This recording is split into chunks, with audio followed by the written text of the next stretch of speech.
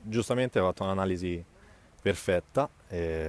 La sbavatura della difesa non sono propriamente d'accordo perché secondo me nel calcio 8 come nel calcio a 11 difende la squadra. Quindi sicuramente abbiamo sbagliato qualcosa nell'avanti, qualcosa al centrocampo, troppi filtranti che hanno spaccato in due la squadra. Ci troviamo spesso 2 contro 1.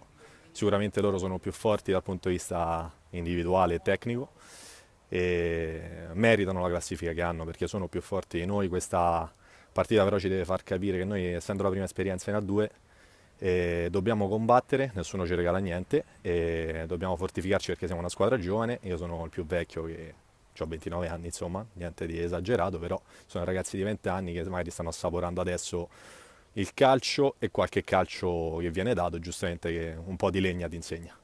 Bisogna ripartire comunque dal carattere perché secondo me l'abbiamo, lo dimostriamo quando ci crediamo, quando veniamo qui e dimostriamo comunque il carattere. Anche la reazione sembra scontata sul 9-0, mi sembra, o sull'8-0, di fare 2 gol e comunque crederci, continuare a galvanizzarci tra di noi.